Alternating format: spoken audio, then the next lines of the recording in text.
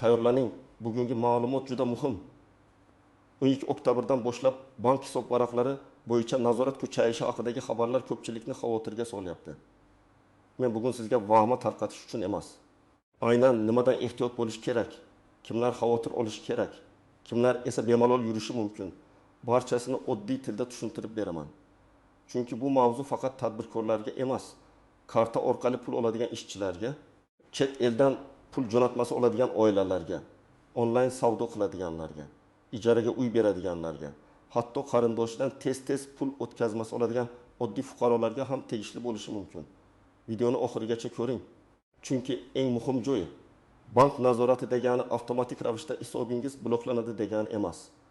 Lekin noto'g'ri harakat qilsangiz, keraksiz tushuntirishlar, hujjat so'rashlar, operatsiya kechikishi yoki vaqtincha cheklovlarga duch kelishingiz mumkin. Hozirning o'zida kanalga obuna bo'ling, videoga like bosing. Chunki men shunday murakkab mavzularni oddiy xalq tushunadigan qilib tushuntirib boraman. Avval qanday edi? Oldin ko'pchilik bank kartasidan shunchaki kundalik vosita sifatida foydalanardi. Maosh tushdi, do'konda to'lov qildi, qarindoshiga pul o'tkazdi, kimdandir qarz oldi, kimdandir xizmat haqi oldi. Ayniqsa so'nggi yillarda hamma narsa karta orqali bo'lib ketdi. Taksi haydovchisi karta orqali pul oladi. Uyda pishiriq sotadigan karta raqamini beradi. Ustalar ish haqini kartaga qabul qiladi. Talabalar ota-onasidan pul oladi. Xorijdagi farzandlar oilasiga jo'natma yuboradi. Ammo bank tizimi uchun har bir pul harakati oddiy raqam emas. Banklar pulning kelib chiqishi maqsadi kimdan kimga o'tayotgani, operatsiya tezligi va summasiga e'tibor beradi.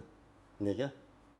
Chunki dunyo bo'yicha moliyaviy tizimda noqonuniy daromadlarni legallashtirish, firibgarlik, soxta savdo, soliqdan qochish, kartalarni tranzit sifatida ishlatish kabi holatlar ko'paygan.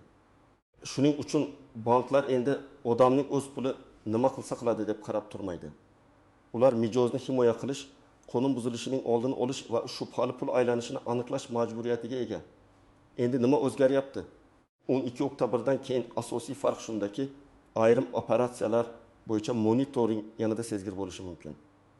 Ya'ni bank tizimlari pul o'tkazmalarini avtomatik tahlil qiladi. Bir kunda juda ko'p odamdan pul tushyaptimi? Karta orqali doimiy savdo aylanmasi bormi? Katta summa kirib darhol chiqib ketyaptimi? Odamning rasmiy daromadiga mos kelmaydigan harakatlar bormi? Bir nechta karta orqali pul aylantirilayaptimi? Bu nazoratning maqsadi oddiy odamni jazolash emas, shubhali sxemalarni aniqlashdir. Men bir narsani aniq aytaman. Barcha bank hisob varaqlari nazorat ostida degan iborani to'g'ri tushunish kerak. Bu degani bank sizning har bir non sotib olganingizni alohida tekshirib o'tiradi degani emas. Bu degani bank tizimida umumiy monitoring bor. Ayrim operatsiyalar esa belgilangan mezonlarga tushsa, qo'shimcha tekshiruv yoki izoh so'ralishi mumkin. Birinchi navbatda kimlar xavotir olmasligi kerak? Agar siz oddiy maosh oluvchi bo'lsangiz, oyligingiz kartaga tushsa kommunal to'lov qilasiz, do'konda xarid qilasiz. Oilangizga vaqti bilan pul o'tkazasiz, qo'rqishga asos yo'q. Masalan, siz oyiga 4 million so'm maosh olasiz, shundan 1 millionni oziq-ovqatga, 500 mingini kommunal to'lovlarga, 800 mingini kreditga, yana 500 mingini ota-onangizga yuborasiz. Bu hayotiy va tushunarli holat. Bank bunday operatsiyada alohida muammo ko'rmaydi. Ikkinchi misol, talaba Toshkentda o'qiydi. Ota-onasi viloyatdan oyiga 1 gibi yoki 2 million so'm yuboradi. Bu ham normal holat. Faqat agar talabaning kartasiga kuniga 20 ta turli odamdan 200 mingdan, 500 mingdan tushib, keyin hammasi bitta boshqa kartaga o'tkazib yuborilsa, bank savol berishi mumkin. Bu nima operatsiya? Talaba savdo qilyaptimi? Pul yig'uvchi vositachimi yoki kimningdir pulini aylantiryaptimi? Endi kimlar ehtiyot bo'lish kerak? Birinchi guruh onlayn savdo qiladiganlar. Masalan, siz Instagram orqali kiyim sotyapsiz. Kuniga 3 chipta mijozdan kartangizga pul tushadi. Har biri 1 ming, 300 ming, 700 ming so'mdan. O yakunida kartangizdan 40 yoki 6 million so'm aylanma o'tadi. Siz buni men kichik savdogarman deb o'ylaysiz. Lekin bank uchun bu shaxsiy karta orqali doimiy tijorat faoliyatiga o'xshaydi.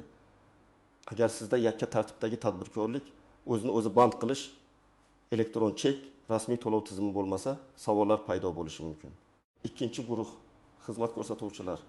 Usta santexnik, elektrik, repetitor, dizayner, SMM mutaxassis, tarjimon, to'y xizmatlari, foto-video operatorlar. Masalan, repetitor har oy 25 nafar o'quvchidan 400 ming so'mdan karta orqali oladi. Oyiga 1 million so'm tushum bo'ladi. Agar bu doimiy bo'lsa, bank buni tasodifiy pul o'tkazmasi deb emas, xizmat haqi deb ko'rishi mumkin. Bu yomon degani emas. Faqat faoliyatni rasmiylashtirish kerak bo'lishi mumkin. 3-guruh ijaraga uy beradiganlar. Uy egasi ijarachidan har oy 3 million so'm karta orqali oladi. Bitta ijarachi bo'lsa izohlash oson. Lekin sizda 3 ta xonadon bor. Har oy turli odamlardan 3 million, 10 million, 5 million so'mdan tushsa, bu muntazam daromad hisoblanadi.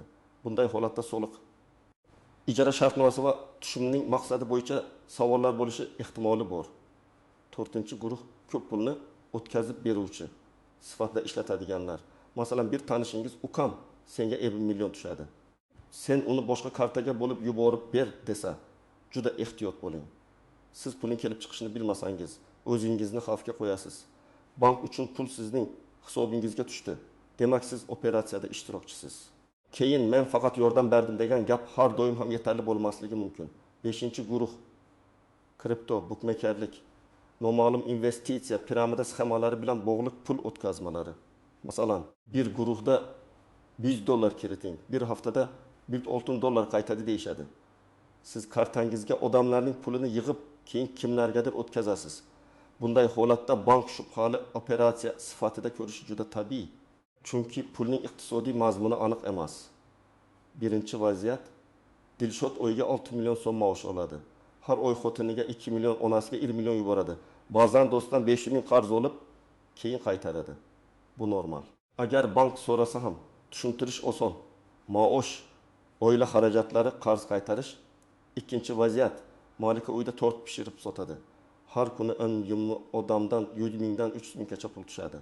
Oyiga 25 million aylanma bo'ladi. Malika o'ylaydi. Men uyda o'tirib kichkina ish qilyapman, lekin bank nazarida bu savdo.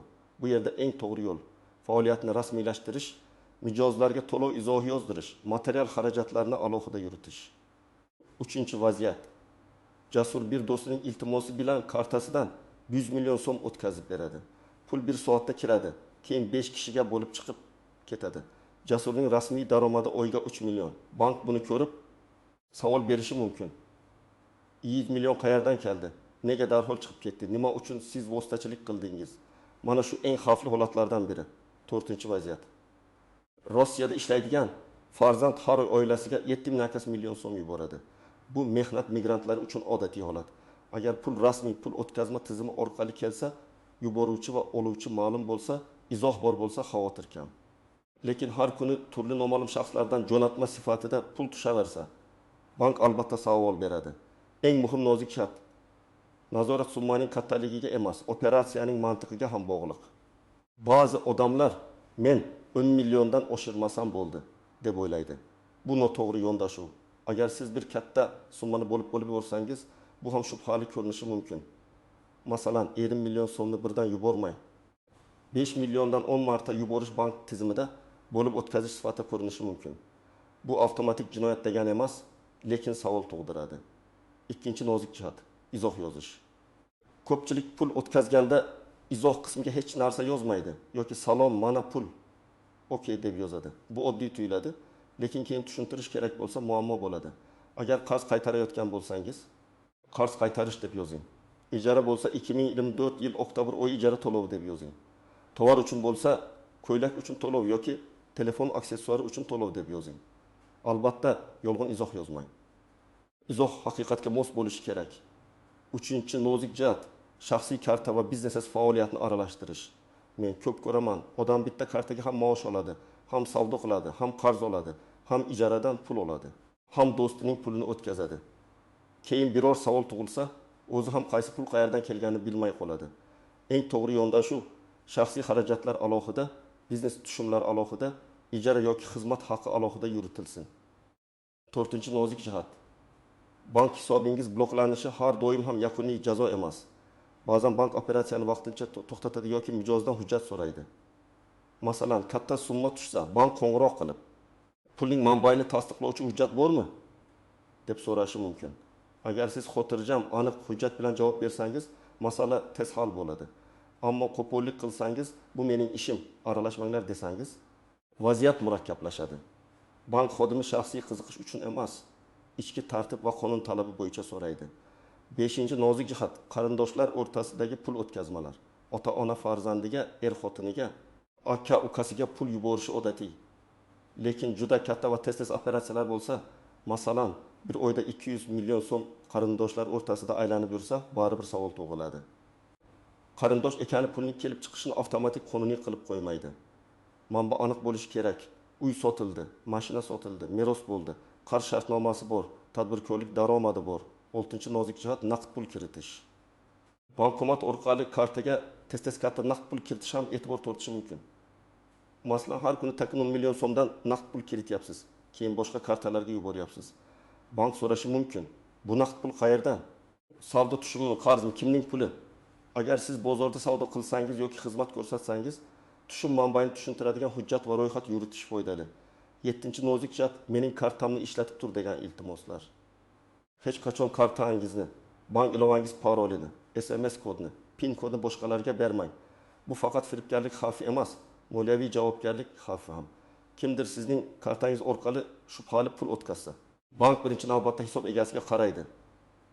Men bilmaganman deyish qiyin bo'lishi mumkin. Chunki karta sizniki, telefon raqam sizniki, tasdiqlash kodi sizga kelgan. Endi men sizga aniq qadamlarni aytaman. Birinchi qadam: kartalaringizni tartibga soling. Qaysi karta maosh uchun, qaysi biri shaxsiy xarajat uchun, qaysi biri biznes yoki xizmat tushumi uchun ishlatilishini ajrating. Agar savdo yoki xizmatdan doimiy daromad olayotgan bo'lsangiz, shaxsiy kartani asosiy kassa sifatida ishlatishni to'xtating. Ikkinchi qadam: faoliyatingizni rasmiylashtiring.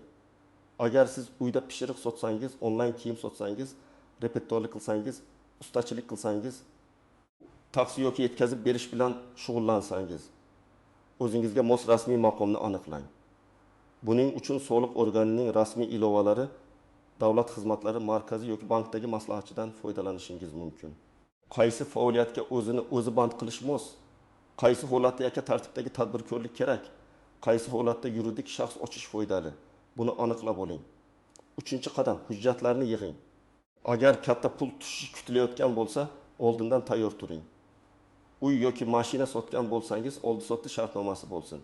Qarz bergan yoki olgan bo'lsangiz, oddiy yozma qarz shartnomasi tuzing. Kim kimga qancha berdi? Qachon qaytaradi? Pasport ma'lumotlari, sana va imzo. Ijara bo'lsa, ijara shartnomasi bo'lsin. Xizmat ko'rsatgan bo'lsangiz, mijoz bilan yozishmalar, buyurtma tafsilotlari, hisob faktura yoki to'lov maqsadi saqlansin. 4-chi qadam: pul o'tkazmalariga to'g'ri izoh yozing. Men buni alohida urg'u bilan aytaman. Izoh keyinchalik sizning himoyangiz bo'lishi mumkin. Qarz qaytarish, ijara to'lovi, dars haqi, buyurtma uchun to'lov, oilaviy yordam, maosh, xizmat haqi kabi aniq yozing. Lekin bir narsani unutmang. Izoh real holatga mos bo'lishi shart. Agar savdo pulini qarz deb yozsangiz, keyin boshqa savollar paydo bo'ladi. 5-chi qadam: bankdan qo'ng'iroq bo'lsa, vahima qilmang. Avvalo qo'ng'iroq haqiqatan bankingizdanmi tekshiring. Hech qachon SMS kod, parol, karta, PIN kodi, ilova parolini aytmang. Bank xodim bularni so'ramaydi. Agar ular operatsiya maqsadi yoki hujjat so'rasa, rasmiy bank bo'limiga boring yoki bankning rasmiy telefon raqamiga o'zingiz qo'ng'iroq qiling. Hujjat topshirishda ariza yozing. Ushbu summa falon sabab bilan kelib tushgan, manbai falon. Tasdiqlovchi hujjatlar ilova qilinadi deb aniq yozing. 6-chi qadam: yirik operatsiyalarni oldindan rejalashtiring. Masalan, 1 million so'mga mashina sotmoqchisiz. Pul kartaga tushadi. Bunday holatda oldi-sotdi shartnomasi, to'lov kelishuvi, xaridor ma'lumotlari, pul tushgan sana saqlansin. Yoki siz qarindoshingizdan uy ta'miri uchun taxmin 1 million qarz olyapsiz. Og'zaki gap bilan cheklanmang, yozma kelishuv qiling. Bu sizni keyinchalik tushuntirishdan qutqaradi. 7-chi qadam: noma'lum pullarga vositachi bo'lmang. Sening kartangga tushsin, keyin chiqarib berasan, foizingni olasan. Faqat bir marta yordam ber degan takliflardan ehtiyot bo'ling. Ayniqsa siz pulning kelib chiqishini bilmasangiz. 200 ming so'm foyda uchun keyin bankda, soliqda yoki boshqa organlarda soatlab tushuntirish berib yurish mutlaqo arzimaydi. 8-chi qadam: oylik aylanmangizni kuzating. Agar siz shaxsiy kartangizdan oyiga 5 million atrofida oddiy xarajat qilsangiz, bu bir holat. Lekin aylanma e'tim 100-200 millionga chiqsa, o'zingizga savol bering. Men buni hujjat bilan tushuntira olamanmi? Har bir kirimning manbai bormi? Har bir chiqimning maqsadi bormi? Agar javob noaniq bo'lsa, hozirdan tartibga keltiring. 9-qadam oilangizga ham tushuntiring. Ko'pincha muammo odamning o'zidan emas, yaqinlaridan chiqadi. Farzandingiz kartangizdan foydalanadi. Turmush o'rtog'ingiz boshqa odamdan pul qabul qiladi. Akangiz sizning kartangiz orqali savdo qiladi. Hisob egasi kim bo'lsa, javobgarlik ham avvalo o'sha odamga keladi. Shuning uchun oilada bitta qoida bo'lsin.